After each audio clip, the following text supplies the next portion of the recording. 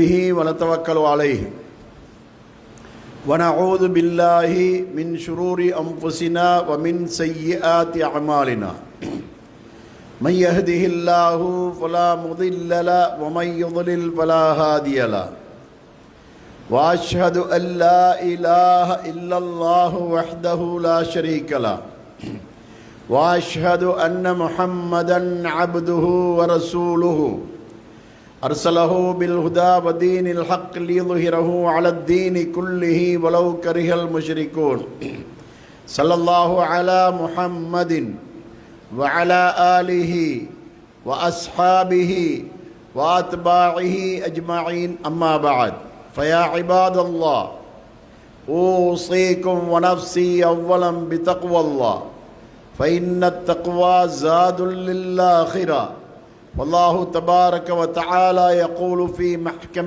تنزيله العظيم يا أيها الذين آمنوا اتقوا الله حق تقاته ولا تموتن إلا وأنتم مسلمون يا أيها الناس اتقوا ربكم الذي خلقكم من نفس واحدة وخلق منها زوجها وبث منهما رجالا كثيرا ونساء واتقوا الله الذي تساءلون به والأرحام إن الله كان عليكم رقيبا يا أيها الذين آمنوا اتقوا الله وقولوا قولا سديدا يصلح لكم أعمالكم ويغفر لكم ذنوبكم ومن يطع الله ورسوله فقد فاز فوزا عظيما. புகழ் அனைத்தும் உலகனைத்தையும் படைத்தாளுகின்ற வல்ல அல்லாஹ் ஒருவனுக்கே ஆகும். சத்திய வழிகாட்டுவதற்காக அனுப்பப்பட்ட சத்திய தூதர் முஹம்மதுர் ரசூலுல்லாஹி ஸல்லல்லாஹு அலைஹி வஸல்லம் அவர்கள் மீதும் அவர்களது குடும்பத்தினர் தோழர்கள் அனைவர் மீதும் ஸலவாத்தும் ஸலாமும் உண்டாவதாக. புனித ஜும்மா கடமை நிறைவு செய்வதற்காக இங்கு சமூகம் அளித்திருக்கும் எல்லாம் வல்ல அல்லாஹ்வின் நல்லடியார்களே, அன்புள்ள தோழர்களே, எவ்வாறானதொரு வாழ்க்கையை கொண்டு இம்மை மர்மை வெற்றியையும் அல்லாஹ்வின் அன்பையும் அருளையும் அவனுடைய அருட்கொடை என்னும் சுவர்க்கத்தையும் அடைந்து கொள்ள முடியுமோ அந்த வாழ்க்கையை எவ்வளவு சிரமத்துக்கு மத்தியிலும் கடைபிடித்தொழுகுமாறும், எவ்வாறானதொரு வாழ்க்கையை கொண்டு இம்மை மர்மையின் தோல்வியையும் அல்லாஹ்வின் கோபத்தையும் தண்டனையையும் கொடிய நரகத்தையும் அடைந்து கொள்ள வேண்டி வருமோ அந்த வாழ்க்கையிலிருந்து முற்றாக விலகி நடந்து கொள்ளுமாறும் முதலில் எனக்கும் அப்பால் உங்களுக்கும் உறுதியாக வசியத்தை செய்து கொள்கிறேன். அல்லாஹ்வுடைய நல்லடியார்களே, அன்புள்ள தோழர்களே, இந்த உலகத்திலே அல்லாஹு தஆலா மனித சமுதாயத்தை படைத்த நோக்கம் அவனுக்கு அடிபணிந்து வாழ வேண்டும் என்பதுதான் என்பதை திருமறை குர்ஆன் 51வது அத்தியாயத்தின் 56வது வசனத்திலே சொல்லி காட்டுகிறான். வமா ஹலக்துல் ஜின்ன வல் இன்ஸ இல்லா லியஅபுதூன், மனிதனையும் ஜின்னையும் எனக்கு அவர்கள் அடிபணிந்து வாழ வேண்டும் என்பதற்காகவே அன்றி நான் படைக்கவில்லை என்பதாக அல்லாஹு தஆலா இந்த வசனத்திலே சொல்லி காட்டுகின்றான். அவ்வாறு அந்த அல்லாஹ்வுக்கு வழிபட்டு வாழுகின்ற அந்த வாழ்க்கை வழிமுறையை ஒவ்வொரு தனி மனிதனும் தானே சுயமாக தெரிந்து கொள்ள முடியாது என்ற காரணத்தினால்தான் அதை மக்களுக்கு தெளிவாக எடுத்துச் சொல்வதற்காக அல்லாஹு தஆலா நபிமார்களை அனுப்பினான். அந்த நபிமார்கள் மக்களுக்கு செய்த அந்த போதனையின் போது அந்த நபிமார்களுக்கு துணையாக அவர்களுடைய தோழர்கள் இருந்தார்கள். இருந்து இந்த பிரச்சாரத்தை அந்த நபியுடன் சேர்ந்து அந்த மக்களும் சேர்ந்து பிரச்சாரத்தை செய்தார்கள். இந்த பிரச்சாரம் ஆயிரக்கணக்கான நபிமார்கள் மூலமாக இந்த உலகத்திலே மேற்கொள்ளப்பட்டு கடைசியாக நபிமார்களுக்கு இறுதியானவராகிய நமக்காக அனுப்பப்பட்ட முஹம்மதுர் ரசூலுல்லாஹி ஸல்லல்லாஹு அலைஹி வஸல்லம் அவர்களது காலத்திலே அந்த நபிமார்களுடைய வருகை முற்று பெற்று விட்டது. லா நபிய பஅதி, எனக்கு பின்னால் நபி இல்லை என்பதை நபி ஸல்லல்லாஹு அலைஹி வஸல்லம் அவர்கள் தெளிவாக எடுத்தும் சொல்லிவிட்டார்கள். அவர்களுக்கு பின்னால் இந்த பணியை அல்லாஹ் தஆலா உம்மத்துக்கு, அதாவது நபி ஸல்லல்லாஹு அலைஹி வஸல்லம் அவர்களுடைய சமுதாயத்தைச் சேர்ந்த இந்த மக்கள் மீது அல்லாஹு தஆலா இதை சுமத்தி விட்டான். இதற்கு முன்னால் கடைசி நபிக்கு முன்னால் வரைக்கும் ஈசா நபி அலைஹிஸ்ஸலாம் அவர்கள் வரைக்கும் வாழ்ந்த அந்த சமுதாயத்திலே நபியின் மீதுதான் இந்த பாரம் இருந்தது. ஆனால் கடைசி நபிக்கு பின்னால் இதனை அல்லாஹு தஆலா இந்த பிரச்சாரத்தை இலகுபடுத்தி மக்கள் எல்லோரும் சேர்ந்து செய்யக்கூடிய ஒரு பிரச்சாரமாக ஆக்கிவிட்டான். இதற்கு முன்னால் இருந்த நபிமார்களுக்கு பிரச்சாரம் செய்வதற்கு வேதம் வழங்கப்பட்டு அந்த வேதத்தின் மூலமாகத்தான் அவர்கள் பிரச்சாரம் செய்தார்கள். ஆனால் இந்த கடைசி நபியுடைய இந்த காலம் இருக்கின்றதே, அதற்கு பின்னால் இந்த வேதத்தை அல்லாஹு தஆலா மிக மிக இலகுவானதாக ஆக்கி எல்லா மக்களும் புரிந்து கொள்ளக்கூடியதாக எளிமையானதாக இந்த வேதத்தை அல்லாஹு தஆலா ஏற்படுத்தி வைத்து விட்டான். அதனால் இந்த திருமறை குர்ஆனை எல்லோரும் வாசிக்க முடியும், எல்லா மக்களாலும் வாசிக்க முடியும் என்ற அளவுக்கு இலகுபடுத்தப்பட்ட ஒன்றாக இருக்கின்றது. அதிலும் ஒரு ஆச்சரியம் என்னவென்று சொன்னால், திருமறை குர்ஆனுடைய அந்த அரபு நடை இருக்கின்றதே, அந்த நடையும் கூட கடினமான நடை அல்ல, இலகுவான நடை, சாதாரண மக்களும் விளங்கி கொள்ளக்கூடிய நடையிலே அல்லாஹ் இந்த குர்ஆனை இறக்கி இருக்கின்றான்.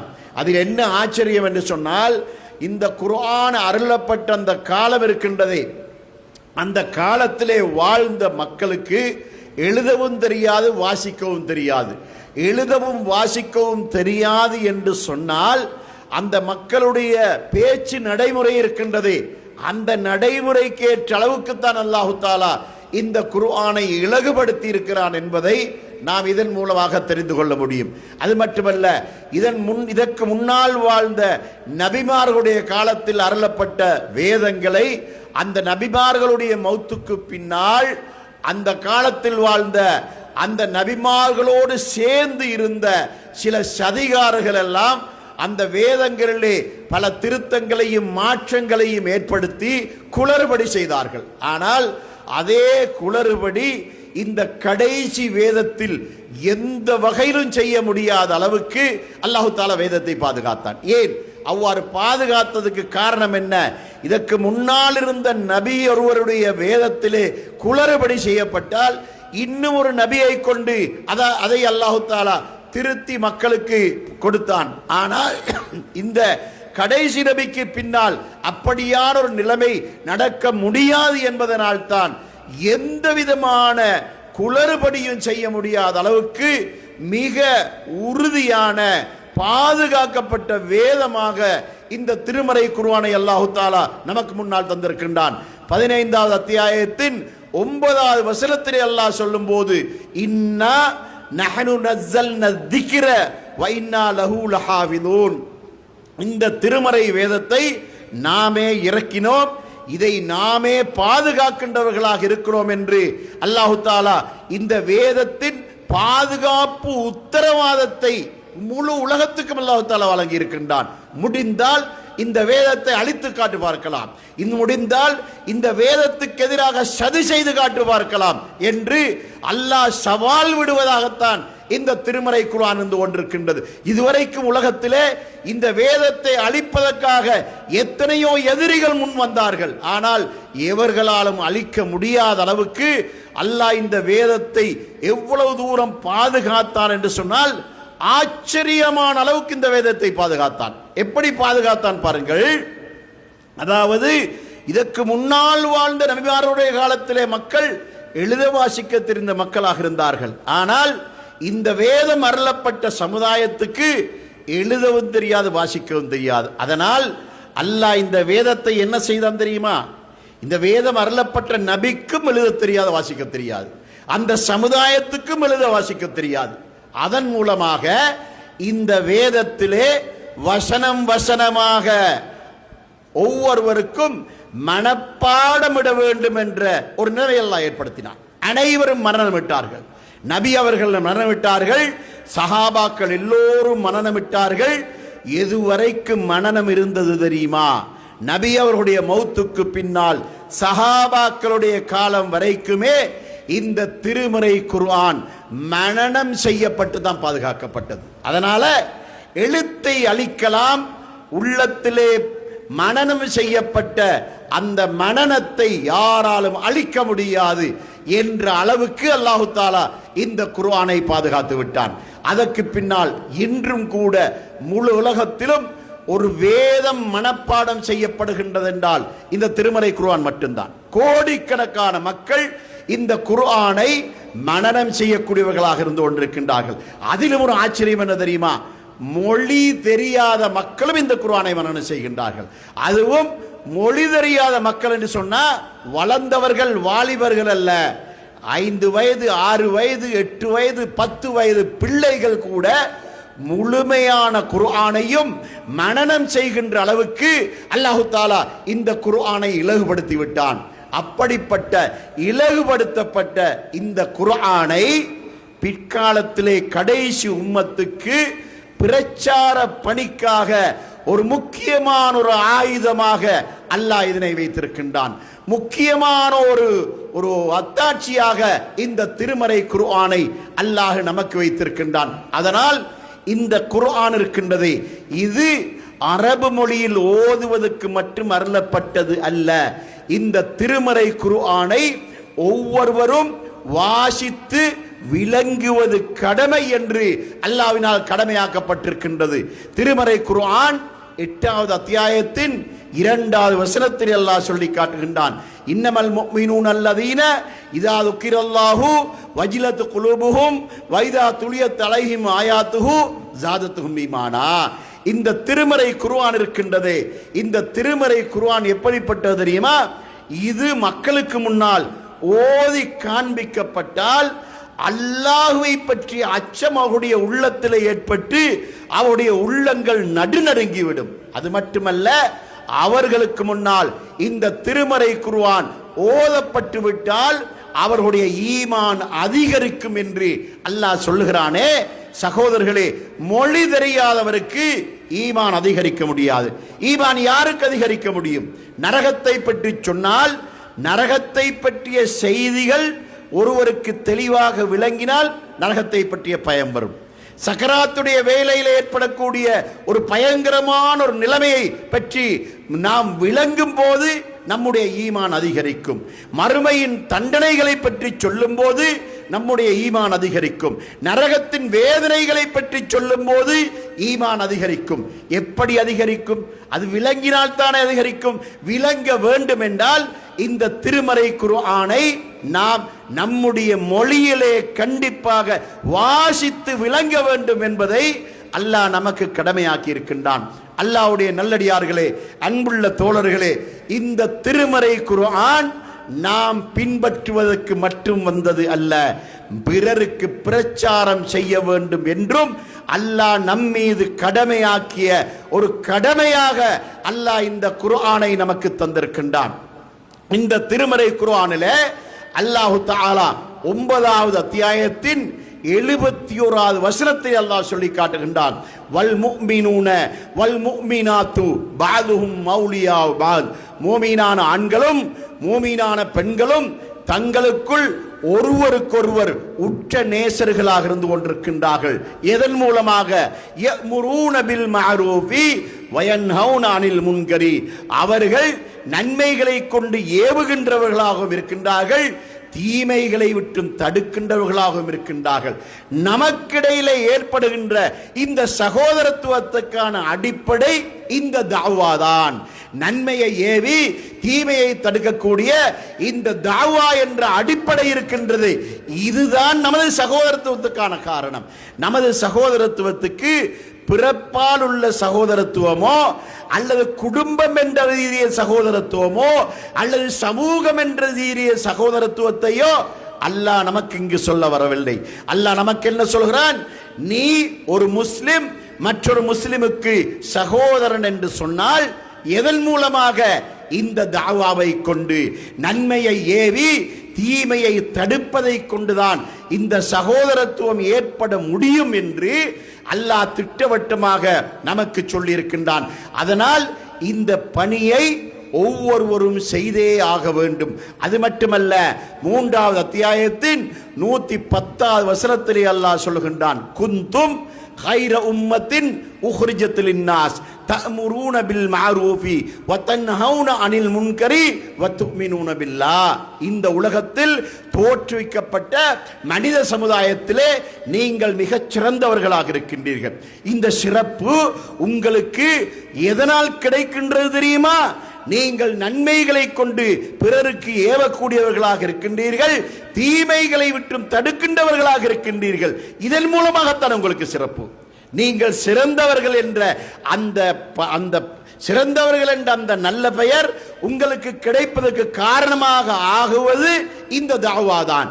நன்மையை கொண்டு ஏவுவதை கொண்டும் தீமையை விட்டு தடுப்பதை கொண்டும் இந்த பணியை நீங்கள் செய்கின்றவர்களாக இருந்தால் மட்டும்தான் நீங்கள் ஹைர உம்மத், நீங்கள் சிறந்த உம்மத் என்பதாக அல்லாஹ் நமக்கு இந்த இடத்திலே சொல்லுகின்றான். அதனால் இந்த பணி என்பது மிக நம்மீது சுமத்தப்பட்ட மிக கடுமையான ஒரு பாரமான ஒரு பணியாக இந்த பணி இருந்து கொண்டிருக்கின்றது. இந்த பணியை ஒவ்வொருவரும் செய்தாக வேண்டும். அல்லாஹு தஆலா இந்த பணியை எந்த அளவுக்கு இலகுபடுத்தி இருக்கிறான் என்று சொன்னால், அதாவது நபிமார்கள் செய்து வந்த இந்த பணியை ஒவ்வொரு நபரும் செய்ய வேண்டும், ஒவ்வொரு ஆணும் செய்ய வேண்டும், ஒவ்வொரு பெண்ணும் செய்ய வேண்டும் என்ற அளவுக்கு அல்லாஹ் இந்த பணியை இலகுபடுத்தி இருக்கின்றான். 9வது அத்தியாயத்தின் 71வது வசனத்திலே அல்லாஹ் என்ன சொல்கிறான்? மூமீனான ஆண்களும் மோமீனான பெண்களும் என்று அல்லாஹ் ஆண்களை மட்டும் சொல்லாமல் பெண்களையும் சொல்கிறான். ஆண்கள் எப்படி நன்மையை ஏவி தீமையை தடுக்கின்றார்களோ அதே போல பெண்களும் நன்மையை ஏவி தீமையை தடுக்க வேண்டும் என்பதை அல்லாஹ் இந்த வசனத்திலே சொல்லி காட்டுகின்றான். அந்த அளவுக்கு நம்மீது கட்டாயப்படுத்தப்பட்ட ஒரு பணியாகத்தான் இந்த தஅவாவுடைய பணி இருந்து கொண்டிருக்கின்றது என்பதை நாம் கவனத்தில் கொள்ள வேண்டியவர்களாக இருந்து கொண்டிருக்கின்றோம். அதனால் நாம் சமுதாயத்தின் மீது அக்கறை கொண்டு சமுதாயத்துக்காக சில பொது பணிகளை எல்லாம் செய்வோம். ஏழைகளுக்கு உதவி செய்வோம், குடும்பங்களுக்கு உதவி செய்வோம், சமுதாயத்துக்கு நாம் மிகப்பெரிய பணிகளை செய்வோம். இந்த பணியெல்லாம் இந்த உலகத்திலே மக்களுடைய அன்றாட வாழ்க்கையை வளப்படுத்துவதற்காக நாம் செய்கின்ற சேவைகளுக்காக இந்த சேவைகள் இருந்து கொண்டிருக்கின்றன. ஆனால் இந்த தாவாவுடைய பணி இருக்கின்றது. இந்த பணி ஒருவனை நரகத்தை விட்டு காப்பாற்றி சுவர்க்கம் வரைக்கும் அழைத்து செல்லக்கூடிய ஒரு பணிதான் இந்த தாவாவுடைய பணி. இந்த தாவாவுடைய பணியின் மூலமாக ஷிர்க் செய்கின்றவர்களை ஷிர்க்கை விட்டு தடுப்பதும், பிதுஅத் செய்கின்றவர்களை பிதுஅத்களை விட்டு தடுப்பதும், பாவங்கள் செய்கின்றவர்களை பாவங்களை விட்டு தடுப்பதுமான இந்த பணி இருக்கின்றது. இந்த பணியின் மூலமாக சுவர்க்கம் செல்லக்கூடிய ஒரு வழியை நாம் காட்டுகின்றோம். நரகத்தை விட்டும் அவர்களை நாம் பாதுகாக்கக்கூடிய ஒரு வழிகாட்டலை நாம் அவர்களுக்கு காட்டுகின்றோமே. அப்படியான இந்த பணியை செய்யுமாறுதான் அல்லாஹு தஆலா நம் மீது கட்டளையிட்டிருக்கின்றான். சகோதரர்களே, அல்லாஹு தஆலா மறுமை நாளையிலே நம்மிடத்திலே பலவாறான கேள்விகளை கேட்பான்.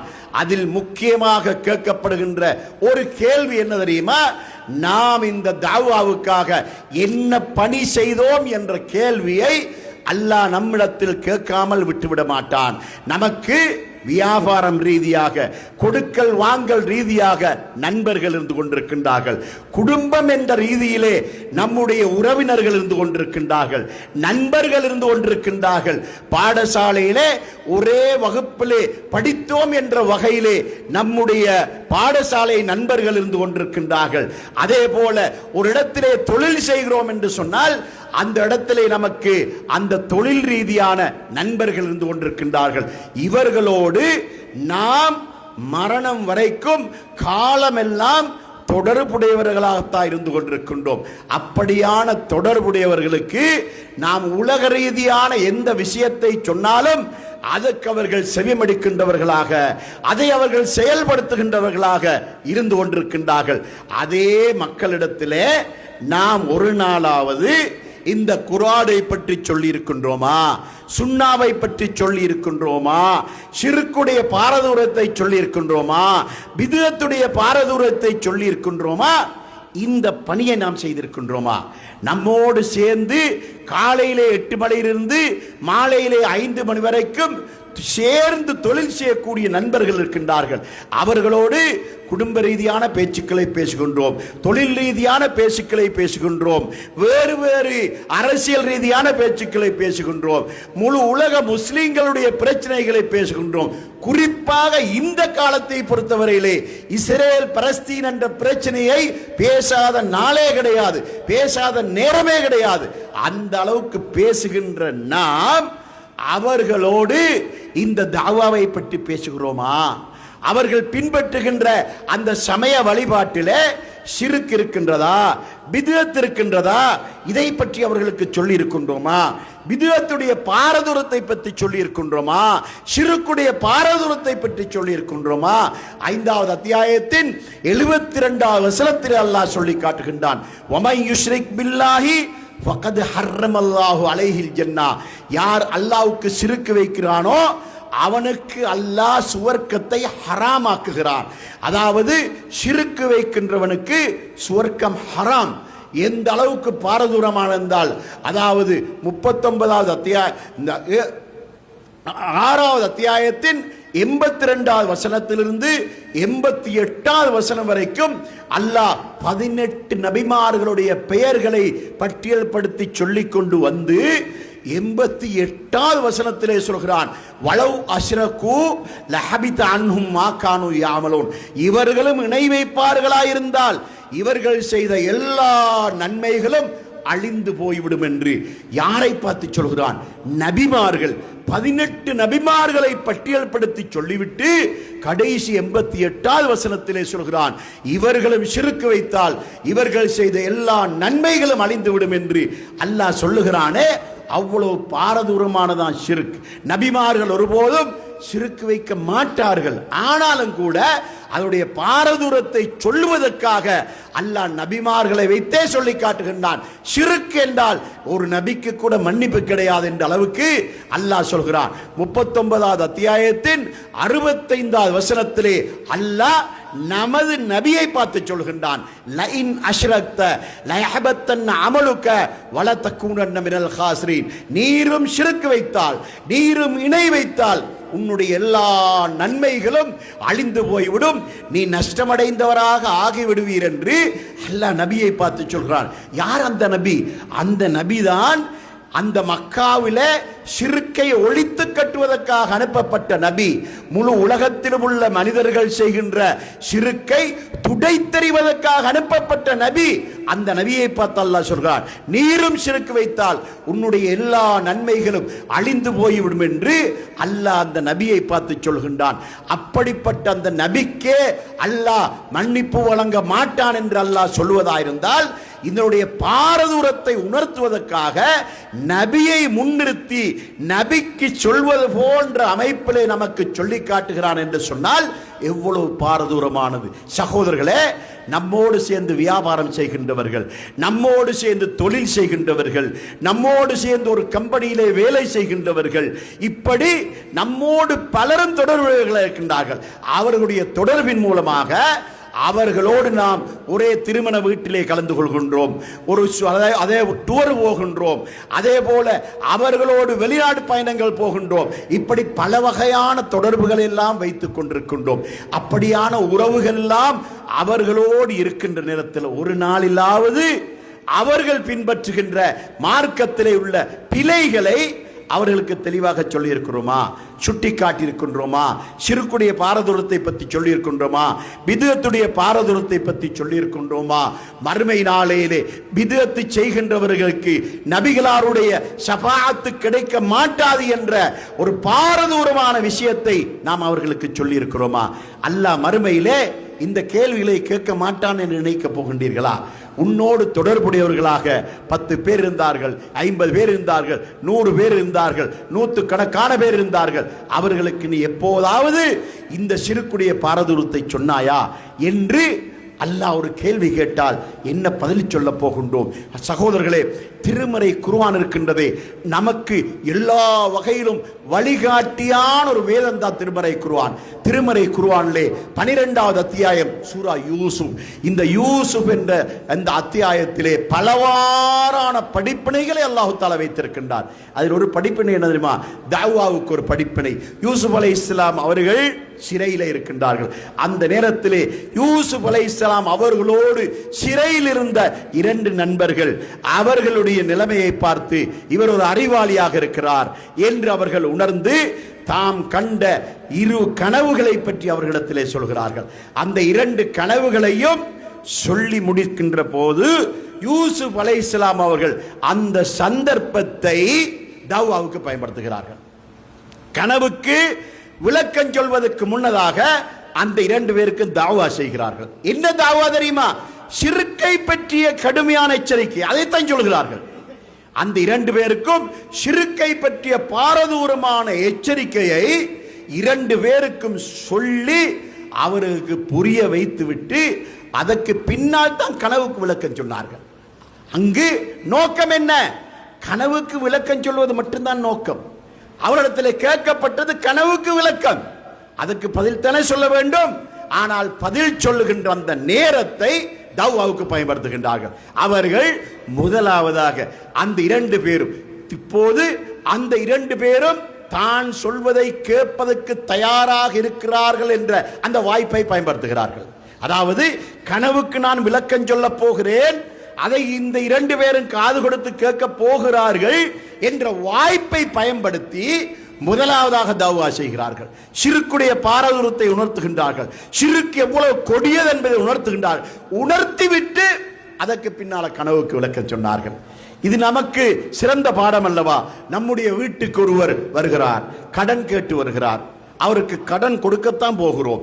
கொடுத்தால் அந்த கடனை அவர் நம்பிக்கையாக நாணயமாக திருப்பியும் தருவார் என்பது நமக்கு தெரியும். இப்பொழுது அந்த வாய்ப்பை பயன்படுத்தி அவரை அமர வைத்து அவருக்கு கொஞ்சம் தேநீர் விருந்தை கொடுத்து விட்டு அவருக்கு முதலாவது ஷிர்க்கை பற்றி சொல்ல வேண்டும், மார்க்கத்தை பற்றி சொல்ல வேண்டும். அவர் ஷிர்க்கத்தை பற்றி தெளிவில்லையா, அதை பற்றி சொல்ல வேண்டும். பிதத்தை பற்றி தெளிவில்லையா, அதை பற்றி சொல்ல வேண்டும். எல்லாம் சொல்லி முடித்து விட்டு, சரி இதோ நீங்கள் கேட்ட 5000 ரூபாய் கொடுங்கள். இப்போது நீங்கள் கொடுக்கின்ற 2 நன்மை அடைகின்றீர்கள். ஒன்று, கடன் கேட்டவருக்கு கடன் கொடுத்து உதவி செய்கின்றீர்கள். இரண்டாவதாக அவருக்கு மார்க்கத்தை சொல்லுகின்றீர்கள். திருமறை குர்ஆன் நமக்கு காட்டுகின்ற ஒரு வழிகாட்டல். யூசுப் அலைஹிஸ்ஸலாம் அவர்கள் நமக்கு காட்டிய ஒரு சிறப்பான ஒரு வழிகாட்டலாக இதனை அல்லாஹ் தஆலா நமக்கு திருமறை குர்ஆனிலே சொல்லி காட்டுகின்றான். அதே போல நம்மிடத்தில் யார் எந்த உதவியை கேட்டு வந்தாலும் அந்த உதவியை செய்கின்ற அந்த சந்தர்ப்பத்தை நாம் தவ்வாவுக்கு பயன்படுத்த வேண்டும் என்பதை இதனூடாக நாம் தெரிந்து கொள்ள வேண்டும்.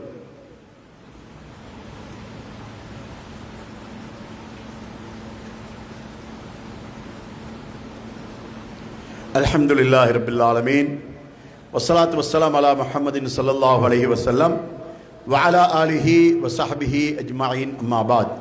அல்லாஹ்வுடைய நல்லடியார்களே, அன்புள்ள தோழர்களே, இப்போது நாம் இருக்கின்ற இந்த மஸ்ஜித் இருக்கின்றதே, இந்த மஸ்ஜித் தாவாவுக்காக பயன்படுத்தப்பட்ட ஒரு இடம்தான் இது.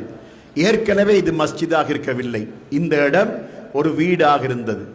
அந்த வீடாக இருந்தவர் நம்முடைய ஜமாத்தை சார்ந்தவர். அவர் நமக்கு இந்த இடத்தை தந்தார். அதன் பின்னால் இந்த இடம் மஸ்ஜிதாகியது. நீண்ட காலமாக இந்த இடத்திலே ஜும்மா நடைபெற்றுக் கொண்டிருக்கின்றது. தாவாவுடைய பணியும் நடைபெற்றுக் கொண்டிருக்கின்றது. அப்படியான இந்த இடத்தை விரிவுபடுத்தி பெரியதொரு மஸ்ஜிதாக கட்டுகின்ற ஒரு முயற்சி ஏற்பாடு செய்யப்பட்டிருக்கின்றது. இடது பக்கம் இருக்கக்கூடிய இடங்களும் விலை கொடுத்து வாங்கப்பட்டு விட்டன. இப்பொழுது இந்த இடம் விரிவுபடுத்தப்பட்டு சுமார் 13 கோடி ரூபாவுடைய அந்த செலவிலே பெரிய அளவிலே இந்த இடத்திலே மஸ்ஜித் அமைக்கப்படுவதற்கான ஒரு முயற்சி நடைபெற்று கொண்டிருக்கின்றது. இந்த முயற்சிக்காக எல்லோரும் ஒத்துழைப்பு வழங்க வேண்டிய ஒரு காலகட்டத்திலே நாம் இருக்கின்றோம். ரசூலுல்லாஹி ஸல்லல்லாஹு அலைஹி வஸல்லம் அவர்கள் என்ன உத்தரவாதத்தை நமக்கு தருகிறார்களோ அது கண்டிப்பாக நடக்கும். அதில் எந்த மாற்று கருத்தும் கிடையாது. நபி ஸல்லல்லாஹு அலைஹி வஸல்லம் அவர்கள் மஸ்ஜித் கட்டுவது சம்பந்தமாக சொன்ன ஒரு ஹதீஸ், மன் பனா லில்லாஹி மஸ்ஜிதன் பனல்லாஹு லஹு பைத்தன் ஃபில் ஜன்னா, யார் அல்லாஹ்வுக்காக ஒரு மஸ்ஜிதை கட்டுகிறாரோ அவருக்கு அல்லாஹ் சுவர்க்கத்தில் ஒரு வீட்டை கட்டி கொடுக்கிறான். அதாவது நம் ஃபிரௌனுடைய மனைவி ஆசியா ரலியல்லாஹு அன்ஹா அவர்கள் அல்லாஹ்விடத்திலே கேட்ட ஒரு முக்கியமான கேள்வி என்ன? அல்லாஹ்வே, எனக்கு நீ சுவர்க்கத்தில் ஒரு வீட்டை கட்டி தந்து விடு. அல்லாஹ்விடத்துல என்ன கேட்கிறாங்க? எனக்கு நீ சுவர்க்கத்தில் ஒரு வீட்டை கட்டி தந்து விடு கேட்கிறார்கள். அதே போல நபி ஸல்லல்லாஹு அலைஹி வஸல்லம் அவர்களுடைய மனைவி ஹதீஜா நாயகி நபி அவர்களுக்கு உணவு எடுத்துக்கொண்டு வருகின்ற நேரத்திலே அவர்கள் நபிகளாரிடத்தில் வந்து சேருவதற்கு முன்னதாக ஜிப்ரீல் அலைஹிஸ்ஸலாம் அங்கே வந்து சொன்னார்கள், ஹதீஜா உமக்கு உணவு எடுத்துக்கொண்டு வருகிறார், ரொட்டியும் குழம்பும் எடுத்துக்கொண்டு வருகிறார். அவர் வந்தால் அவருக்கு அல்லாஹ் சலாம் சொன்னதாக சொல்லு. அதை அடுத்து அவருக்காக சுவர்க்கத்தில் ஒரு வீட்டை அல்லாஹ் தயார் பண்ணி வைத்திருப்பதாக சொல்லு. அது வீடு என்று சொல்லவில்லை, மாளிகை என்று தான் அந்த ஹதீஸ்ல வருகிறது. அவருக்காக ஒரு மாளிகை சுவர்க்கத்தில் தயார் பண்ணப்பட்டிருப்பதாக சொல்லு என்பதாக ஹதீஜா நாயகிக்கு சொல்லுமாறு ஜிப்ரீல் அலைஹிஸ்ஸலாம் அவர்கள் சொல்லிவிட்டு ஹதீஜா நாயகி நபிகளாரிடத்தில் வந்து சேருவதற்கு முன்னதாக ஜிப்ரீல் அலைஹிஸ்ஸலாம் திரும்பியும் போய்விட்டார்கள். சகோதரர்களே, சுவர்க்கத்தில் ஒரு வீடு என்பது இருக்கின்றதே, இது சாதாரணமான விஷயம் அல்ல. ஹதீஜா நாயகிக்கு சுவர்க்கத்தில் எப்படி வீடு கிடைக்கின்றதோ, அதே போல் ஃபிரௌனுடைய மனைவிக்கு எப்படி சுவர்க்கத்தில் வீடு கிடைக்கின்றதோ, அதே போல நம்மில் ஒவ்வொருவருக்கும் சுவர்க்கத்தில் வீடு கிடைக்கக்கூடிய ஒரு பாக்கியத்தை அல்லாஹ் தஆலா தருவக்கூடிய ஒரு வாய்ப்பை மஸ்ஜிது கட்டுவதன் ஊடாக நமக்கு கிடைக்கும் என்பதாக நபி ஸல்லல்லாஹு அலைஹி வஸல்லம் அவர்கள் நமக்கு வாக்குறுதி வழங்கியிருக்கின்றார்கள். இப்பொழுது இதை நாம் இரண்டு வகையாக பார்க்கலாம். சில செல்வந்தர்கள், ஒருவர் 50 பள்ளி கட்டுவார், 100 பள்ளி கட்டுவார், 200 பள்ளி கட்டுவார், அவருடைய வசதிக்கேற்ப அவர் கட்டுவார். ஆனா ஏழைகளாகிய நாமெல்லாம் மஸ்ஜிது கட்டுவதற்கு நமக்கு ஆசை, ஆனால் ஒருவரால் ஒரு மஸ்ஜிது கட்ட முடியாது. நாம் என்ன செய்யலாம்? 100 பேர் சேர்ந்து, 500 பேர் சேர்ந்து, 1000 பேர் சேர்ந்து ஒரு மஸ்ஜிது கட்டுவோம். அப்படி கட்டினா அல்லாஹு தஆலா பெரியதோர் வீட்டை கட்டி, நீங்க 100 பேர் சேர்ந்து கட்டின வீடு பள்ளிவாசல், அதனால உங்களோட 100 பேருக்கு இந்த வீட்டை பிரித்து தருகிறோம் என்று சொல்லி அல்லாஹ் அப்படி பிரித்து தருவதில்லை. அல்லாஹ் இரக்கமுள்ளவன், அல்லாஹ் தாராளமாக கொடுக்கக்கூடிய கொடையாளியானவன். அதனால நாம 100 பேர் சேர்ந்து ஒரு மஸ்ஜிதை கட்டினோமா, 100 பேருக்கு 100 வீடு, மஸ்ஜிது ஒன்றுதான். ஆனா 100 பேருக்கு 100 வீடு. 1000 பேர் சேர்ந்து ஒரு பள்ளியை கட்டினார்களா, 1000 பேருக்கு 1000 வீடு, ஆனா மஸ்ஜிது ஒன்றுதான். அதனால நாம் அனைவரும் ஒன்று சேர்ந்து இந்த மஸ்ஜிதை பரிபூர்ணமாக கட்டியெழு, எந்த குறைபாடும் இல்லாத அளவுக்கு பரிபூர்ணமாக கட்டியெழுப்புவதற்கு நாம் எல்லோரும் ஒருவருக்கொருவர் துணையாக இருந்து செய்ய வேண்டும். அல்லாஹ் தஆலா திருமறை குர்ஆன் 5வது அத்தியாயத்தின் 3வது வசனத்திலே சொல்லி காட்டுகின்றான், வதஆவனு அலல் பிர்ரி வத்தக்வா, அல்லாஹ்வை பயந்து நடக்கவும் நன்மையான காரியங்கள் செய்யவும் ஒருவருக்கொருவர் உதவியாக இருங்கள். நன்மையான காரியங்கள் செய்வதற்கு ஒருவருக்கொருவர் உதவியாக இருங்கள். வலா தஆவனு அலல் இஸ்மி வல் உத்வான், பாவங்கள் செய்யவும் பகைமையாக வாழவும் ஒருவருக்கொருவர் உதவி செய்யாதீர்கள் என்று அல்லாஹ் சொல்கின்றான். அதனால் பாவம் செய்வதற்கு ஒருவர் மற்றவருக்கு துணை இருக்கக்கூடாது, ஆனால் நன்மை செய்வதற்கு ஒருவர் மற்றவருக்கு துணையாக இருக்க வேண்டும் என்று அல்லாஹ் இந்த திருமறை வசனத்திலே நமக்கு சொல்லி காட்டுகின்றான். அந்த அடிப்படையிலே இதனை கட்டி எழுப்புவதற்காக சாதாரண சிறிய மட்டத்தில் இருக்கக்கூடிய ஒரு கூலிக்காரனுக்கும் பங்கெடுக்கக்கூடிய அளவுக்கு இதனுடைய பங்குகளை பிரித்து ஒரு பங்குக்கு 10,000 ரூபாய் என்ற அளவுக்கு பங்கு பிரிக்கப்பட்டிருக்கிறது. 10,000 என்று சொன்னா ஒரு கூலி வேலை செய்கிறவன் 2 மாசம் 3 மாசம் சேமிச்சு கூட ஒரு 10,000 கொடுத்துடலாம். கஷ்டம் இல்லாத ஒரு காரியம்.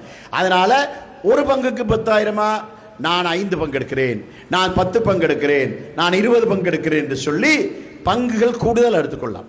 ஆக ஒரு ஆளை கொண்டுதான், ஆனா ஒருவர் கொண்டு என்று சொன்னா ஒன்றே அல்ல ஒருவருக்கு 3 வசதி, ஒருவருக்கு 5 வசதி, ஒருவருக்கு 10 வசதின்னா அப்படியும் எடுக்கலாம். இதில் நான் இன்னும் ஒரு வழியை காட்டுகிறேன். அல்லாஹு தாலா உங்களுக்கு அரஐத்தல்லதி யுக்கது பித்தீன் என்ற சூரா இருக்கின்றதை, அந்த சூறாவளி அல்லாஹு தாலா நமக்கு ஒரு முக்கியமான ஒரு வழிகாட்டலை செய்கின்றான். எப்படி மார்க்கத்தை பொய்ப்பிக்கின்றானே அவன் எப்படிப்பட்டவன் தெரியுமா? வலா யஹல்லு அலா தஆமில் மிஸ்கீன், ஏழைகளுக்கு உணவளிக்குமாறு அவன் தூண்டவும் மாட்டான், மற்றவர்களை தூண்டவும் மாட்டான். அப்ப அவனுக்கு உணவளிக்க வசதி இல்லை என்றாலும் உணவளிக்க வசதி உள்ளவனுக்கு சொல்லி உணவளிக்க வேண்டும் என்று அல்லாஹ் சொல்கிறானே, அதே போல நாம் என்ன செய்யலாம்? நான் ஒரு பங்கு தருகிறேன், கொடுத்துடலாம். ஆனால் அவருடைய பிள்ளைகள் வெளிநாட்டில் வேலை செய்கிறார்கள், அந்த பிள்ளைகளுடைய நண்பர்கள் வெளிநாட்டிலே வேலை செய்கிறார்கள், அவருடைய சொந்தக்காரர்கள் வெளிநாட்டிலே வேலை செய்கிறார்கள். இவர் என்ன செய்யலாம்? மகனுக்கு போன் பண்ணி சொல்றது, மகனே பள்ளிவாசல் கட்டுறதுக்கு நம்ம உதவி செய்ய வேண்டியிருக்கின்றது, உன்னுடைய நண்பர்கள் யார் யாரெல்லாம் இருக்கிறார்களோ அவங்க எல்லார்ட்டையும் கேட்டு வாங்கியது. அதாவது நமக்குத்தான் இங்கே 10,000ன்றது பெரிய காசி, ஆனால் ஒரு 120 ரியால் சவுதியில் 10,000 ரூபா. ஒரு 120 ரியால்ன்றது ஒரு 5,000 ரியால் சம்பளம் எடுக்கிறவனுக்கு 120 ரியால் பெரிய ஒரு காசு கிடையாது. அதனால நம்முடைய பிள்ளைக்கு என்ன சொல்லலாம்? உன்னுடைய நண்பர்கள் யார் யார் இருக்கிறார்களோ அவங்க எல்லார்ட்டையும் நீ கேட்டு ஒரு 10 பேர், 50 பேர், 100 பேர், 50 பேரை நீ எப்படியாவது நீ சேர்த்து அவர்களிடமிருந்து ஒரு பங்குக்கு 10,000 ரூபா, அதனால ஒரு பங்கோ 2 பங்கோ 5 பங்கோ தரக்கூடியவர்கிட்ட கேட்டு வாங்கித்தா என்று சொல்லி நாம் அப்படி சொல்லலாம். அதே போல நமக்கு தெரிந்த சில செல்வந்தர்கள் இருப்பார்கள், அவர்களுக்கு நாம் இதை அவர்களுக்கு சொல்லி அவர்கள் மூலமாக இந்த பணியை நாம் செய்யலாம். இப்படி யார் யார் எவரை கொண்டு எந்தெந்த பணியை செய்ய முடியுமோ அவர்கள் மூலமாக இந்த பணியை செய்ய வேண்டும். இன்ஷா அல்லாஹ் எதிர்வரும் ரமலான் முடிவதோடு பள்ளிவாசல் வேலை ஆரம்பிக்கப்படும் என்பதை உங்களுக்கு நான் இந்த இடத்திலே கூறிக்கொள்கின்றேன். வஆகிரு தஅவானா அனில் ஹம்துலில்லாஹி ரப்பில் ஆலமீன்.